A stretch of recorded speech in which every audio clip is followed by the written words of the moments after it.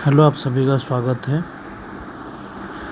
मा- आरंभ कर लीजिएगा आपका रिकॉर्डिंग वीडियो सेशन में।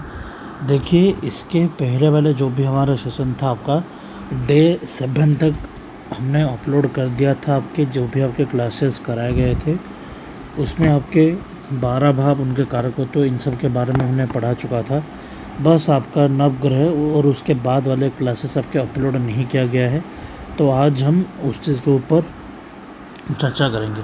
पहले आपने हमें बोला था कि जो हमने 3 से लेके 4 जो स्पेशल कंडीशन बोलाए थे कि अगर ये वाला अगर आपका कंजक्शन है तो ये ग्रह वीक पड़ेगा, इस घर के ऊपर प्रॉब्लम आएगा, तो वही वाली चीज़ हम पहले अभी डिस्कस करेंगे, फिर जाके हम आगे बढ़ते हैं। ठीक है।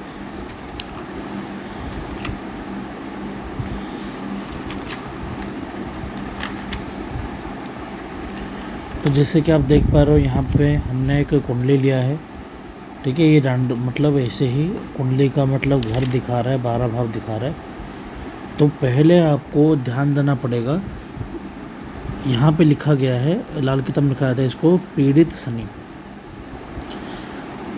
ये वाला कंडीशन देखो, सपोज ये किसी का कुंडली है जिसमें शनि और शुक्र, शनि और प्लस शुक्र साथ में बैठे हैं। इससे क्या होगा, सॉरी, थोड़ा सा मिस्टेक हो गया, थोड़ा माफ़ी चाहूँगा, थोड़ा सा मिस्टेक हो गया, थोड़ा सा। देखो, किसी कुंडली में अगर शनि और सूर्य, शनि प्लस सूर्य, सन अगर दोनों कुंडली में मिलके बैठे हैं, सन और सैटर्न, इससे क्या होगा, इसमें क्या होगा ना, सूर्य देव को जो है वो शनिदेव बिल्कुल भी प्रिय नहीं है। इसके वजह से सूर्य देव जो है वो गुस्से में शनिदेव के ऊपर पत्थर फेंकते हैं। इससे क्या होगा कि शनिदेव अपने पत्थर, जो भी उनके शरीर में पत्थर लग के उनको व्यथा पहुंचेगी, वो उसी दर्द को, उसी व्यथा को वो क्या करते हैं ना, शुक्र के ऊपर ट्रांसफॉर्म करवा देते हैं। ठीक है। इससे क्या होगा, अगर आपके शुक्र सपोज कहीं पर भी बैठा है, अगर शुक्र अगर आपका 11वें भाव में अच्छा होकर भी बैठा है, तब भी आपकी कुंडली में जो शुक्र जो है वो कमज़ोर पड़ रहा है। खास करके कोई भी लड़के के कुंडली में, कोई भी मेल के कुंडली में ये वाला कॉन्जक्शन है, तो चांसेस बहुत ज़्यादा होते हैं कि जातक के पत्नी की मौत लगातार होती जाए। वो जितने भी शादी करेगा, चांसेस बढ़ जाएंगे कि उसके पत्नी कोई टिकेंगे ही नहीं, उनका मौत हो जाएगा। ठीक है, ये देखा गया है। ये आपका पहला टर्म जो है वो ख़त्म हुआ, पहला एग्जाम्पल जो था। दूसरा आता है, देखो दूसरा समझो, उसमें लिखा था पीड़ित बुध। इसका मतलब ये लिखा गया है, अगर सपोज मान के चलो बुध आपके अष्टम भाव में बैठा है, द्वादश भाव में बैठा है, या फिर आपके बुध थर्ड हाउस में थोड़ा ओके होता है। अगर बुध चौथे भाव में बैठा है, छठे भाव में आपका, सॉरी, यहाँ पे बुध का बात किया जा रहा है। अगर आपका बुध जो है वो आपके द्वादश भाव में बैठे हैं, आपके अष्टम भाव में बुध बैठे हैं, आपके छठे भाव में बुध बैठे हैं, या फिर चौथे भाव में बुध बैठे हैं, इससे क्या होता है कि बुध जो है वो इन सब जगह में थोड़ा कमज़ोर पड़ने लगते हैं। खास करके द्वादश भाव में बुध जो है वो नीच के हो जाते हैं। इस वाले केस में क्या होगा, या फिर बुध अगर अपने शत्रु राशियों में बैठा है, इससे क्या होता है ना, कुंडली में बुध जो है वो पीड़ित होने लगता है। इससे बुध क्या करेगा, कुंडली में आपके कहीं पर भी शुक्र बैठे, उसके ऊपर वो अपना खराब प्रभाव और या फिर खराब इम्पैक्ट जो है वो डालने लगता है। इससे क्या होता है ना, शुक्र जो है वो कमज़ोर पड़ता जाता है, जिससे जो भी ये जातक वाला होगा वो ना अपने चरित्र खो बैठता है, चरित्रहीन आदमी बन जाता है। ठीक है, ये थोड़ा प्रॉब्लम होता है। कुंडली में अगर बुध खराब है ना, तो बुध अपने जो भी खराब या जो भी हैं वो शुक्र के ऊपर छोड़ने लगेगा, जिससे क्या होगा कि आदमी जो है वो चरित्रहीन बन जाता है। फिर दूसरा लिखा गया है, सपोज आपका अगर मिथुन लग्न है और मिथुन लग्न में, मतलब अगर आपका कहीं पर भी मिथुन राशि आ रहा है, एनी जगह कहीं पर भी अगर मिथुन राशि आ रहा है और वहाँ पे अगर सूर्य बैठे हैं, ध्यान से सुनना, अगर कहीं पर भी मिथुन राशि आ रहा है और वहाँ पे अगर सूर्य बैठे हैं और ये वाला चार्ट में अगर आपका प्रॉपर यही वाला चार्ट में अगर आपका मकर राशि यहाँ पे आएगा मिथुन लग्न के अनुसार, और यहाँ पे अगर मंगल बैठे हैं, कहीं पर भी आपके मिथुन में सूर्य बैठे हैं और मकर में मंगल बैठे हैं, इससे क्या होगा कि मंगल जो है उसको सूर्य देव का खराब प्रभाव जो है, खराब तरंग का सामना करना पड़ता है, जिससे मंगल क्या करता है, अपना जो भी पीड़ा होता है वो केतु को देता है। कुंडली में केतु और कहीं पर भी बैठा, सपोज यहाँ पे आपका केतु बैठा, इससे क्या करेंगे, मंगल जो है वो अपना खराब प्रभाव का जो रिजल्ट है वो केतु के ऊपर छोड़ने लगेंगे, जिससे क्या होगा कि ये जो जातक होंगे, ये जब पिता बनेंगे, उनके बेटे का या फिर उनके संतान की मौत हो जाएगी। ये वाला प्रॉब्लम होता है। ये आपका तीसरा केस था। अब आते हैं आखिरी केस में। आखिरी केस आपका बोला गया है कि पीड़ित शुक्र के बारे में बोला गया है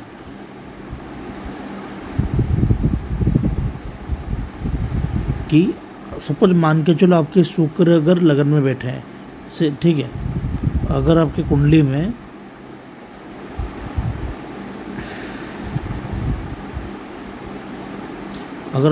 में शुक्र यहाँ पे बैठे हैं और क्या हो रहा है कि मंगल आपका अगर 7th हाउस में बैठ गया, तो यहाँ से काउंट करोगे तो 1 2 3 4 5 6 और 7, मंगल का 7वां दृष्टि शुक्र के ऊपर जा रहा है।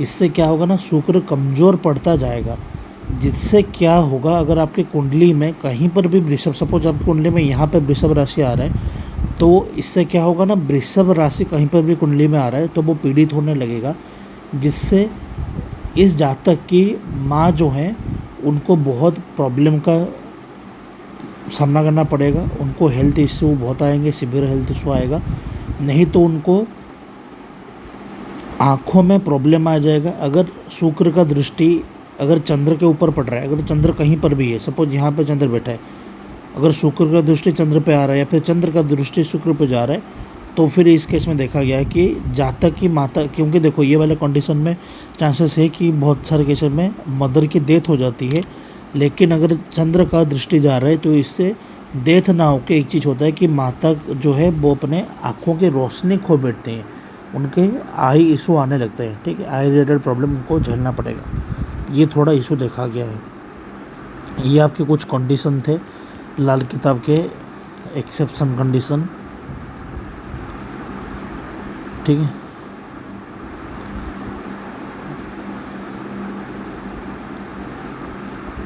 अब आते हैं आपके सूर्य देव की कुंडली ऊपर, ठीक है, सन इन एवरी हाउस, उसके ऊपर आते हैं।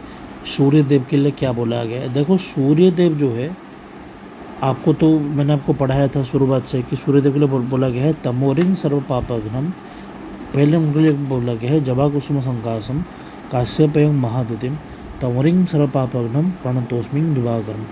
मतलब सूर्य देव जो है वो मंदार पुष्प के जैसे खिले हुए होते हैं और वो बहुत तेजवान होते हैं। सूर्य देव कुंडली में कहीं पर भी बैठे हैं तो उनका दो ही काम रहेगा कि उस घर से रिलेटेड पापों को पहले क्षय करा जाए, फिर आपकी जितने भी नेगेटिविटी है उस हाउस का, उस नेगेटिविटी को समाप्त किया जाए। सूर्यदेव अपने तेज से उस ग्रह मतलब उस जगह के नेगेटिविटी को रिमूव करते हैं। तो आइए देखो, अगर सूर्य आपके प्रथम भाव में बैठे हैं, देखो सूर्य प्रथम भाव में बैठे हैं तो बहुत ही अच्छा माना जाता है। इनका खास करके सूर्य लगन में जो बैठे हैं वो बहुत बड़े पॉलिटिशियन बन सकते हैं, government central government related job ये आराम से कर सकते हैं, फिर हायर अथॉरिटी वाले लोग ये ज़रूर बनेंगे, ये उनका दिखाता है। प्रथम भाव में सूर्य बैठे तो कॉन्फिडेंस हमेशा बूस्ट होकर रहता है। हालांकि ये थोड़ा इगोइस्टिक भी रहते हैं क्योंकि सूर्य का वो नैसर्गिक गुण होता है, तो यहाँ पे सूर्यदेव बैठने से थोड़ा जो है वो थोड़ा इगोइस्टिक भी रहता है, ये भी देखा गया है। अच्छा, मैंने आपको हर प्लैनेट कहाँ पे बैठा है तो वो क्या रिजल्ट देगा उसका मैंने ऑलरेडी आपको PDF भेज दिया है और मैंने आप सभी को नोट वगैरह भी लिखवाया था। ये रिकॉर्डिंग वीडियो है, लाल किताब की जो सब चीज़ें हैं मैं आपको बोल दे रहा हूँ, आप उसको रिकॉर्डिंग के हिसाब से ले लीजिए, ठीक है। अगर लगन में सूर्य बैठ रहे हैं तो लाल किताब आपको 5 चीज़ें बोलते हैं कि पहले कि घर के लेफ्ट वाले साइड में एक डार्कर रूम का निर्माण करिए, ठीक है। घर के आपका जो घर होगा उसके बाएं वाले साइड में एक डार्कर रूम ज़रूर बनाना। और 24 साल से पहले शादी कर लीजिए, 24 ईयर से पहले आपको शादी कर लेना चाहिए, बहुत अच्छा होता है। जेहेतु लगन में सूर्य बैठे हैं तो जनरली वैदिक बोलता है आपको कि सूर्य देव के उदय होने के साथ उनके सामने खड़े रहिए, प्रेजेंट रहिए, और सूर्य देव के अस्त होते समय भी सूर्य देव के सामने प्रेजेंट रहिए। वैसे लाल किताब बोलते हैं जेहेतु सूर्य देव आपकी कुंडली में बैठे हैं, मतलब महाआदित्य बैठे हैं, इसका मतलब यही है कि आप दिन के टाइम में सूर्य देव को सम्मान रखते हुए आप सेक्सुअल एक्टिविटी या फिर फिजिकल एक्टिविटी बिल्कुल नहीं करेंगे। लगन में सूर्य बैठ रहे हैं तो आप दिन में शारीरिक संबंध बनाने से बचिए।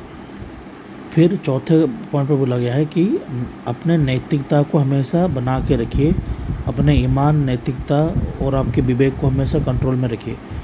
5वें घर में बोला जाता है कि अगर आपका कोई भी पैटर्नल प्रॉपर्टी है या फिर आपका पैटर्नल हाउस है जो आपके दादाजी, परदादाजी और आपके पापा बना के चले गए हैं, वही वाले घर में अगर हो सके एक ट्यूबवेल ज़रूर बनाइए, एक ट्यूबवेल ज़रूर बिठाइए। इससे क्या होगा कि 10 साल के बाद आपका भाग्योदय ज़रूर होगा। ये होता है लाल किताब के 5 रेमेडी जो सूर्यदेव के लिए बोला गया है अगर सूर्यदेव लगन में बैठे हैं। अगर सूर्यदेव आपके दूसरे भाव में बैठे हैं, देखो दूसरे भाव में अगर सूर्यदेव बैठे हैं तो इसमें क्या होता है ना, कभी भी थोड़ा हार्श लैंग्वेज यूज करने वाले लोग भी थोड़ा देखा गया है, नहीं तो ओवरऑल इतना ख़राब नहीं है। आप आराम से धन संपत्ति पैसा बना लेते हो, कोई भी प्रॉब्लम नहीं रहता। दूसरे घर में आपको एक चीज़ ध्यान देना पड़ेगा कि आपको कभी भी किसी से दान नहीं लेना है, आपको कभी भी किसी से फ्री का हेल्प नहीं लेना है। हमेशा अपने खुद के कमाए हुए पैसों से जीने की कोशिश करिए। आप सिल्वर, मिल्क, चावल कभी भी दान में नहीं लेना, मतलब चंद्रमा से रिलेटेड चीज़ें कभी भी दान में नहीं लेना। आपको दूसरे रुपए में बताते हैं कि नारियल का तेल और बादाम कोई भी रविवार के दिन मंदिर में दान करो, ठीक है। और चरित्रहीन बिल्कुल भी मत बनिए, अपने चरित्र के ऊपर, नैतिकता के ऊपर पूरा कंट्रोल रखिए और अपने वाणी के ऊपर नियंत्रण रखिए। और आपको बोला गया है कि आप अपने पैतृक संपत्ति में एक कुआं या फिर आपका ट्यूबवेल बिठाने का कोशिश ज़रूर करिए। एक कुआं या फिर ट्यूबवेल ज़रूर बनाइए अपने पैतृक भूमि में, इससे आपको बहुत ही अच्छा और सुफल मिलेगा। ये आपको लाल किताब दूसरे घर के सूर्य के बारे में बताते हैं। तीसरे घर में आते हैं, देखो तीसरे घर जो है उसे बोलते हैं त्रिषाडाय।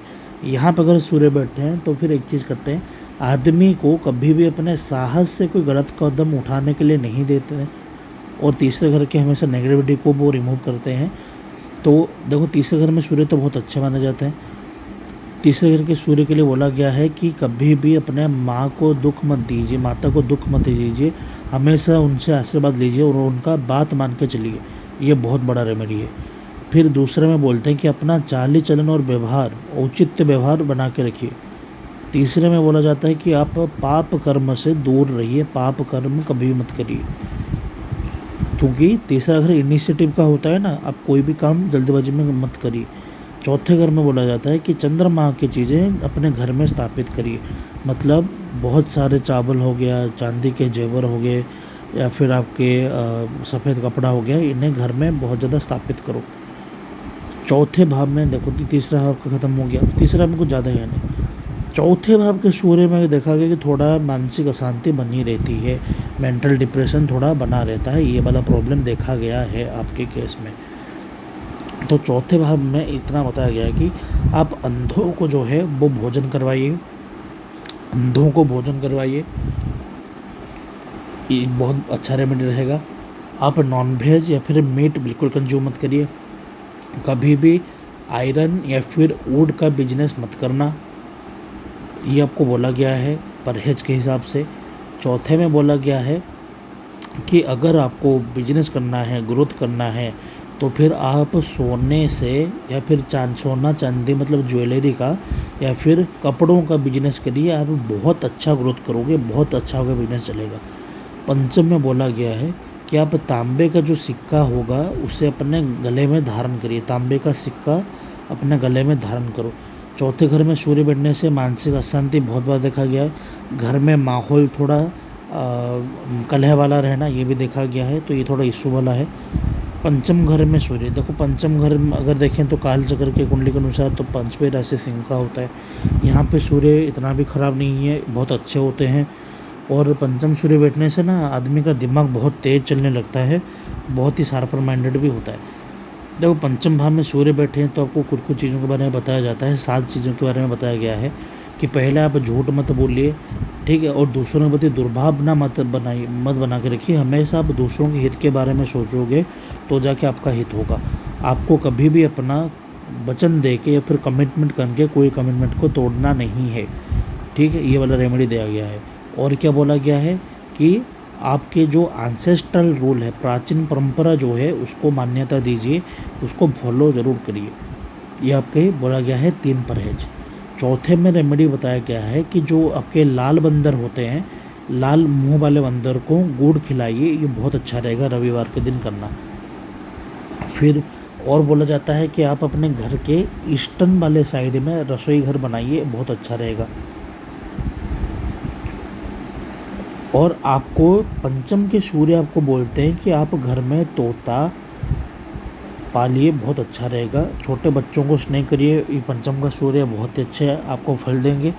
नहीं तो आप अगर हो सके आपको बिजनेस वगैरह करना है तो आप चिकन मतलब जो आपके मुर्गा जो है ना, मुर्गा को पालन कर सकते हो, ये भी बहुत अच्छा रहेगा। आखिरी में बोला जाता है कि आपको क्या करना पड़ेगा, आप अपने साला, अपने दामाद और अपना पोता, ये तीनों को कभी एक साथ बुलाइए, दावत अपने घर में दावत बनवाइए। इन तीनों को अपने घर में बुलाइए और इन्हें अच्छे से खाने मतलब खिला पिला के और थोड़े पैसे दे के इन्हें घर से विदा करिए। तो ये बहुत अच्छा रेमेडी रहेगा। जितना रेगुलरली ये काम कर पाओगे तो बहुत ही शुभ रहेगा। ये है आपके पंचम सूर्य का रेमेडी। पंचम में सूर्य तो अच्छा होता है। देखो छठे का सूर्य ये थोड़ा प्रॉब्लमेटिक है।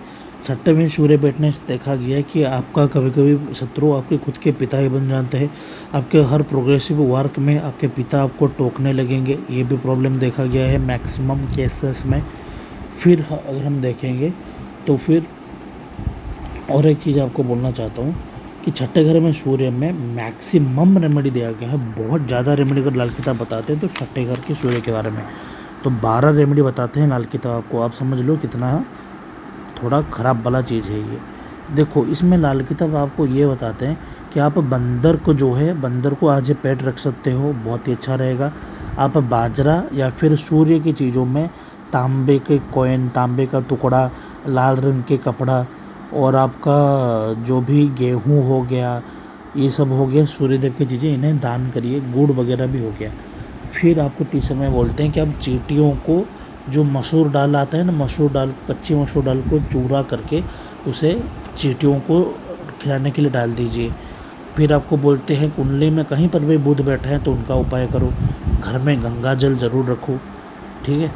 फिर बोलते हैं घर में रसोई ख़त्म होने के बाद दूध थोड़ा छिड़क मतलब चूल्हे में थोड़ा दूध का छींटा छिड़किए, ये बहुत अच्छा रेमेडी रहता है। फिर 7वें नंबर में बोलते हैं कि घर के पीछे कभी भी जो मतलब ईंट की जो भाटी बनाते हैं उसे कभी बनवाने मत देना। घर के पीछे कभी ईंट जो है उसे कलेक्ट करके भी मत रखना, ये आपको ख़राब प्रभाव देगा।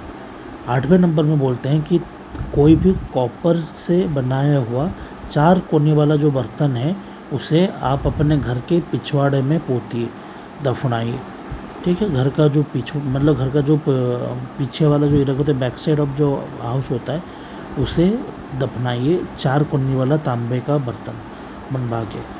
फिर 9वें नंबर में बताया जाता है मंदिर में आप कुछ ना कुछ दान दो और वहाँ पे रहे हुए भिखारियों को भोजन करवाओ, क्योंकि छठा भाव सेवा का भी होता है ना, तो ये सब करोगे तो आपको छठे का सूर्य बहुत अच्छा फल देगा।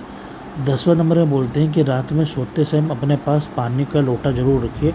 कोई भी बर्तन हो, पानी का लोटा ज़रूर रखना रात में सोते टाइम, ठीक है। 11वें नंबर में बोला जाता है कि धर्म स्थान में दिया हुआ कोई भी दान घर पे नहीं लाना। जैसे सबको पता है धर्म स्थान में बहुत सारे लोग बहुत सारी चीज़ों का बंटन करते हैं, तो आपको कभी भी वो चीज़ एक्सेप्ट नहीं करना है। द्वादश घर में बोला गया है कि आपको अपने एंसेस्ट्रल रूल्स ज़रूर फॉलो करना चाहिए। आपके पितृ लोग जो भी रेमेडी फॉलो करते थे, जो भी परवानी पालन करते थे, जो भी देव को पूजा करते थे, आपको भी करना पड़ेगा, नहीं तो आपको छठे के सूर्य आपको प्रॉब्लम देंगे। अब आते हैं सप्तम के सूर्य। सप्तम में सूर्य बैठने से मैरिज लाइफ में हमेशा ईगो क्लासेस बनना ही रहता है। दूसरे में मतलब पति पत्नी में ईगो क्लासेस का प्रॉब्लम कॉमन प्रॉब्लम दिखाई देता है, ये थोड़ा अच्छा चीज़ नहीं होता। सप्तम भाव में अगर आपके सूर्य बैठे हैं तो उसके लिए सिंपल बोला गया है कि आप कोई भी काम जो है जल पी के अपना नया काम शुरुआत करो, आपको बहुत अच्छा रहेगा। आप काला रंग का गाय पालिए, ये आपको बहुत अच्छा देगा, क्योंकि सप्तम हाउस का सूर्य बैठने से ना आदमी बिजनेस की तरफ भागता है। आपको और क्या करना पड़ेगा, खाना खाने से पहले आपको अग्निदेव को हमेशा अर्घ्य देना पड़ेगा। मतलब कोई भी अगर आप खाना बना रहे हो तो पहले चूल्हे में थोड़ा डालिए आग में, फिर जाके वो खाना ग्रहण करिए। और सप्तम घर में सूर्य जो है तो यहाँ पे हमें शनिदेव को वही करना पड़ेगा, तो आप नमक के चीज़ें कम खाइए, नहीं तो सूर्यदेव जो है कुंडली में पीड़ित होंगे। तो सप्तम सूर्य में बोला गया है, सपोज अगर आपके सप्तम में सूर्य बैठे हैं और आपकी जो पुत्र संतान है वो आपकी तरफ खराब व्यवहार दर्शाते हैं, तो आप क्या करें, तांबे के बने हुए तांबे का एक 4 कोनी वाला पात्र बनवाइए और उसे मिट्टी में दफना दो, ये बहुत अच्छा रेमेडी रहेगा। छठे घर में बोलते हैं कि अगर आपके कुंडली में आपके कुंडली में शनि मेष में बैठे हैं और अगर सूर्य तुला में बैठे हैं, हर दिन रात्रि में रसोई के बाद चूल्हे में दूध जरूर डालिए। देखो अगर सपोज मान के चलो यहाँ पे कि अगर मेष लगने हैं और यहाँ पे तुला लगने हैं, शनि बैठ गए आपके तुला लग्न में और आप सूर्य बैठ गए आपके तुला लग्न में और शनि बैठ गए मेष में, मतलब दोनों ग्रह अपना उच्च नीच घर जो है उसे स्वाइप कर लिया। इससे क्या होगा कि आपको बहुत ज़्यादा लाइफ स्ट्रगलिंग और प्रॉब्लमेटिक हो जाएगा। इसके लिए आप हर दिन रात में चूल्हा जलने के बाद उसमें खीर डालिए, बहुत अच्छा रहेगा। और क्या बोलते हैं कि आप सेवंथ हाउस के सूर्य के लिए कि आप जो है सिंपल बृहस्पति देव का उपाय करिए कुंडली में, जहाँ पर भी बृहस्पति बैठे हैं तो उनका उपाय करो। और आखिर में बोलते हैं कि आप अपना सांसारिक व्यवहार जो है उसे उत्तम बना के रखना, नहीं तो बहुत प्रॉब्लम आ सकता है। अष्टम में सूर्य अगेन बहुत ही ख़राब जगह है। अष्टम में सूर्य बैठने से आप मानो या फिर ना मानो आपके पिता को लंबी बीमारी जरूर लग जाता है, पिता को कोई लंबा क्रोनिकल डिजीज लगने का चांसेस सबसे हाई रहता है। आपके अष्टम भाव में सूर्य बैठने से आपके हर प्रोग्रेसिव वर्क में आपके पिता आपके सब मतलब अपोज होके खड़े होंगे, आपके एनिमी होके खड़े होंगे, आपके कोई प्रोग्रेसिव काम को आगे बढ़ाने के लिए सपोर्ट नहीं करेंगे आपके पिताजी।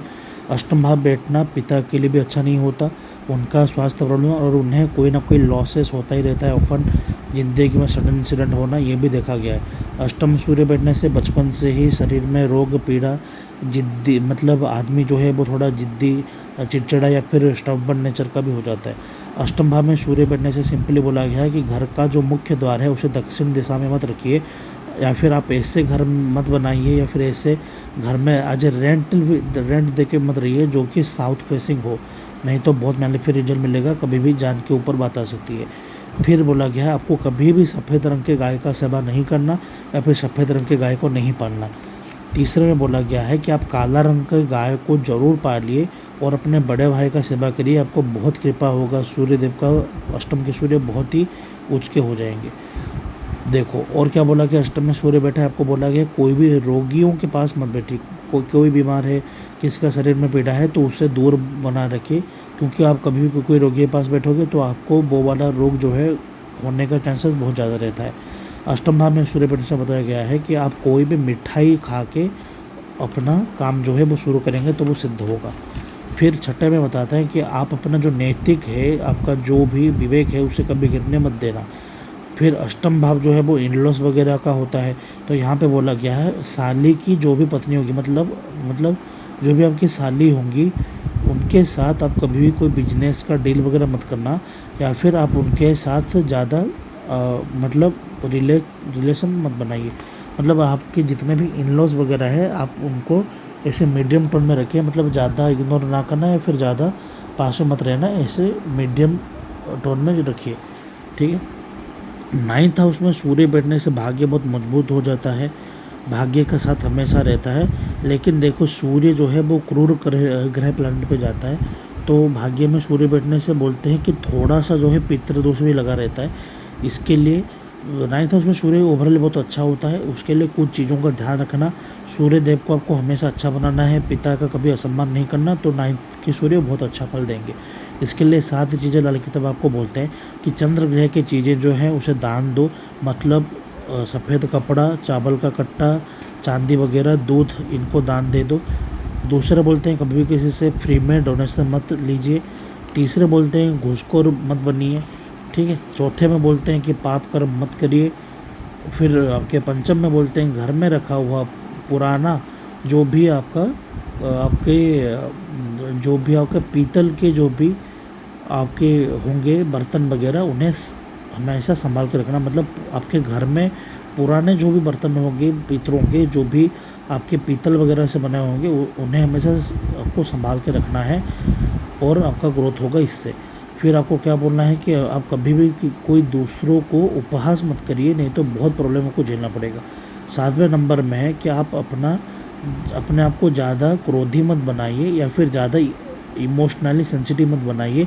आप इंटरमीडिएट में रहने के लिए कोशिश करिए, आपको बहुत अच्छा फल मिलेगा। ये होगा 9th हाउस के सूर्य।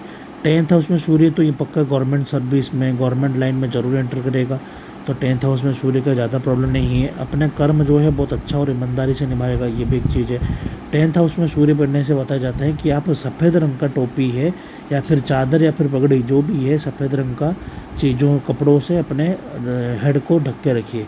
दूसरे में बोलते हैं आप काला या फिर नीला रंग का कपड़ा कभी भी मत पहनिए। कपड़ा, गाड़ी, घोड़ा जो भी है बिल्कुल मत करना कभी भी काला या फिर नीला रंग का। तीसरे में बोलते हैं कभी भी अपना खुद का जो भी दुख होगा या फिर अपना जो भी सीक्रेट होगा कभी भी किसी के सामने डिस्क्लोज मत करना, नहीं तो बहुत प्रॉब्लम हो जाएगा। फिर चौथे में बोलते हैं कि आप अपने हेड को हमेशा ढक कर रखिए, ये बहुत ही अच्छा रेमेडी होता है 10th के सूर्य का। मतलब सीख के जैसे बन जाओ, हमेशा अपने सर को ढक के रखो। 5वें पॉइंट पर लिखते हैं कि आपको कहीं नदी पे या फिर समंदर में संडे से शुरुआत करके 40 तांबे का सिक्का आपको बहाना पड़ेगा। कोई भी रविवार सुबह से स्टार्ट करके लगातार 40 दिन तक तांबे का सिक्का आपको नदी में बहाना पड़ेगा। ये रेमेडी है आपका आखिरी। 11th हाउस में सूर्य बैठने से बताते हैं कि इनके आपके ऊपर पितरों का, भगवान का बहुत कृपा है, और आप जो है यहाँ पे सूर्य बैठने से पैसा चल के नहीं दौड़ के आता है, ये भी बात मैंने सुना है बहुत सारे केसेस में, ठीक है। अष्टम घर आपके 11th हाउस में सूर्य बैठने से पैसा चल के नहीं दौड़ के आता है। एक्चुअली मैंने देखा भी है 11th के सूर्य बहुत अच्छे होते हैं, लेकिन एक चीज़ है 11th के सूर्य आपको कुछ चीज़ों के लिए आपको वार्निंग भी देते हैं। यहाँ पे 11th का सूर्य का 7th दृष्टि डायरेक्ट पंचम भाव में आता है, जो कि संतान का भाव होता है, तो आपको थोड़ा संभाल के रहना पड़ेगा। अगर आप 11th में सूर्य बैठे हैं और आप नॉनवेज या फिर मीट वगैरह कंज्यूम कर रहे हो, तो आपका चांसेस बहुत कम है कि आपका बच्चा जो है वो आप मतलब हो पाए, या फिर आपका बच्चा जो है वो जिंदा रह पाए। तो इस बच्चे के ऊपर रिस्क रहता है, तो नॉनवेज छोड़ दो। इसमें बोला जाता है कि अगर शनि को अशुभ करने जैसा कोई भी काम मत करना, ठीक है। फिर बोलते हैं कि कभी किसी को धोखा मत दो या फिर किसी के लिए झूठा गवाही मत दीजिए, इससे आपका सूर्य बहुत ही कमज़ोर हो जाएगा। और फिर बोलते हैं कि आपको रात में 5 मूला जो है, मतलब आपको कोई भी रात में 5 मूली और 500 ग्राम बादाम जो है अपने सर के ऊपर से एंटी क्लॉकवाइज उसे उतार के शनिवार के दिन उसको रख लो। फिर उसके ठीक अगले दिन सुबह होते ही नहा के उसे मंदिर में दान करके आओ। मतलब शनिवार के रात में 5 मूली और 500 ग्राम बादाम आप क्या करो, अपने सिर के ऊपर से एंटी क्लॉकवाइज घुमा के घर पे रख दो, उसे ठाकुर जी के रूम पे या फिर अच्छे से उसे संभाल के रख दो। फिर सुबह उठ के नहा के उसे मंदिर में पकड़ के मंदिर में जाके दान दे दो, 5 मूली और 500 ग्राम बादाम, ठीक है। फिर 5वें नंबर बोलते हैं कि अपने घर वगैरह या फिर और कोई भी स्थान में आपको 10 वृक्ष जो है उन्हें लगाना पड़ेगा। आप अपने खुद के घर में हो जाए या फिर कहीं बाहर हो जाए, आप 10 पेड़ जरूर लगाइए। ये आपका रेमेडी है 11th हाउस के सूर्य का। अब आते हैं द्वादश घर के सूर्य। द्वादश घर के सूर्य होने से देखा गया कि ये फॉरेन में जाके बहुत अच्छे से सेटलमेंट हो पाते हैं कुछ केस में, नहीं तो मैक्सिमम टाइम ये आपको प्रॉब्लम देता है, सेल्फ कॉन्फिडेंस में कमी देता है और कभी-कभी सोने में प्रॉब्लम, सोने में दिक्कत वगैरह ये भी देते हैं। तो द्वादश में सूर्य के लिए बताया गया है कि आप राहु से रिलेटेड कोई भी बिजनेस या फिर जॉब मत करना, मतलब इम्पोर्ट एक्सपोर्ट सॉफ्टवेयर वगैरह इन सब का लाइन आपको नहीं करना है, फिर फॉरेन रिलेटेड कंपनी का काम मत करना, ये बोलते हैं द्वादश भाव में। फिर बोलते हैं आप ससुराल वालों से कुछ ज़्यादा चिपकिए मत, मतलब आप ससुराल वालों की तरफ से कुछ ज़्यादा संपर्क मत बनाए रखिए। तीसरे में बोलते हैं कि अगर आपका घर जो है टूट फूट जाए तो उसे तुरंत रिपेयर करिए, नहीं तो क्योंकि द्वादश घर आपके घर के छत को दिखाता है ना, तो घर में अगर कोई भी प्रॉब्लम हो रहा है उसे तुरंत मरम्मत करिए, नहीं तो आपका हॉस्पिटलाइजेशन होने का चांसेस बढ़ जाता है। फिर द्वादश सूर्य बोलते हैं कि आप दूसरों के प्रॉब्लम में, दूसरे के मसलों में आप टांग मत अड़ाइए। फिर बोलते हैं कि आप धार्मिक कार्य जितना हो सके करिए। छठे में बोलते हैं कि जिस आपको अगर कहीं पे घर बनाना है तो ऐसी जगह चुननी है जहाँ पे सूर्यदेव का मैक्सिमम किरण जो है वो आ पाता हो, वहाँ पे आप घर बनाना बहुत ही अच्छा रहेगा। ठीक है। फिर 7वें नंबर में बोलते हैं कि आप क्या करना कि आपको पता है गेहूँ या फिर दाल जो है वो एक चक्की जो होता है ना, सर्कुलर शेप का पत्थर उसमें पेसते हैं, तो वो वाला पत्थर को घर में ज़रूर रखिए। ठीक है। अष्टम में बोलते हैं कि आपको कभी भी किसी का धन जो है आपको नहीं लेना है, किसी के अर्पित हुए धन को आप दृष्टि मत डालिए।